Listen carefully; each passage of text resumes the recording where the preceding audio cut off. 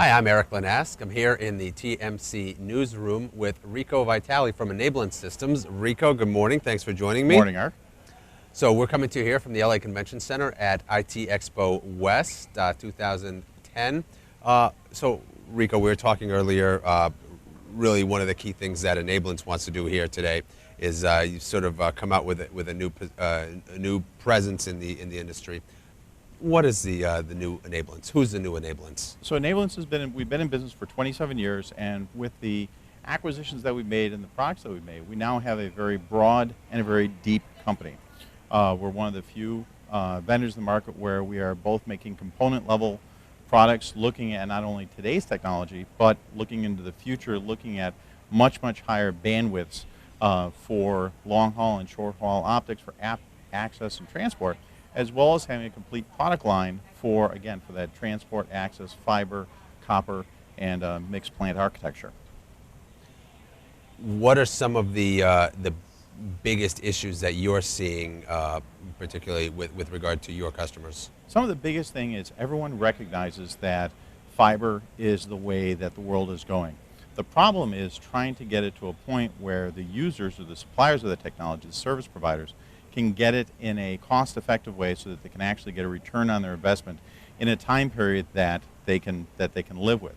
And that's one of the things that we've been doing is by having a vertically integrated company and building some of these very low-cost optical chips where we can put what used to take 7 chips and we can put it onto a single chip and integrate into our own product line. We're able to drive the cost of that equipment down to a point where the return on investment becomes much more amenable to the service providers. And you can do that without sacrificing efficiency? Exactly. Not only are we not sacrificing efficiency, but with these smaller chips, they're lower cost, they require less electricity, so the actual usage cost is lower, and they last longer, again, because less electricity, less heat buildup, and so these are longer term usage.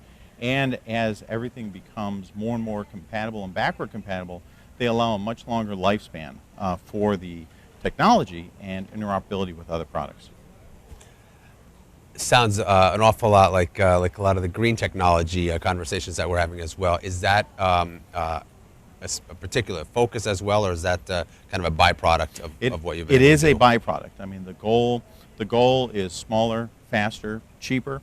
A byproduct of that ends up being that overall it serves the environment, by using less to build the equipment, obviously less to run the equipment, and less money to go in it. So it's all kind of a nice symbiotic relationship with where everything else in the industry and the environment is going. So there's always been this sort of seesaw between demand and supply when it comes to both access and backhaul networks. What are your expectations for the future? You did specifically say you're also trying to plan ahead. Yep, the demand is definitely growing, especially in the fiber optic world. We see all kinds of needs, not only for what everybody's talking about, for example, the over-top video, but also we're working with a number of service providers who want to really bring higher speed bandwidth to these rural areas throughout the United States and throughout the world, because the understanding that in today's environment to really become an economically viable location for people to live and to work, they have to have that access to the internet, to those higher bandwidth speeds so that they can develop their own infrastructure. And so we really see the demand growing and growing and growing, and we're working with a lot of forward-looking service providers who are looking to bring those technologies both to existing urban areas and, like I said, to the rural areas as well. Is video really the biggest driver for a lot of the capacity growth? Video is kind of the glint in the eye. It's not quite paying the bills yet for these. It is the most expensive technology or service to deploy for the end customers. But they also know that without the video, that the other services, people won't pick up the other services from them. It's kind of the candy that goes along with the meal where you're eating your vegetables with the data and with the voice. But one thing people do know is, we look at smartphones, we look at all kinds of things that people will pay for and demand high quality in their entertainment. And that is where the bar is going up and up and up, is in that entertainment avenue. And so what we're looking to do and what they're looking to do really is to increase the efficiency and the quality of that entertainment that the people are eventually going to be buying. So really, it sounds a lot like we're having to invest in infrastructure to be able to give away some of the best services in order to get people to pay for the revenue generation. It can end up being like that, and as one of the buzzwords being convergence, where all these things come together.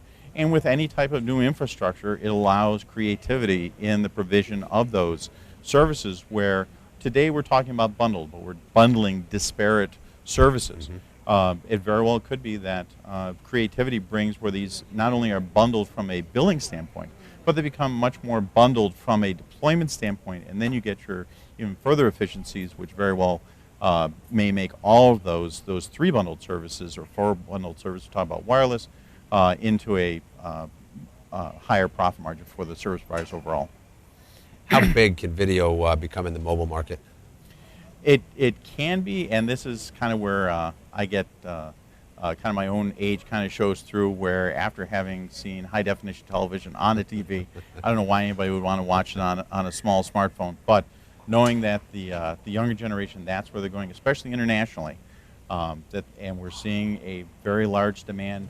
Just probably one of the biggest demands is the cellular backhaul, where the demand curve for bandwidth to those cellular sites is ramping up faster than the demand that we're seeing even for access to the home. So I think right now there is no ceiling as far as the growth of bandwidth needs in the mobile arena. Well, people need to keep up with their football games when they're at trade shows. That's right, absolutely. Excellent.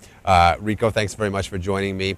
I've been talking here with Rico Vitale from Enablence Systems here at Day 1 IT Expo West in Los Angeles. Rico, thanks again, and have a great event. You too.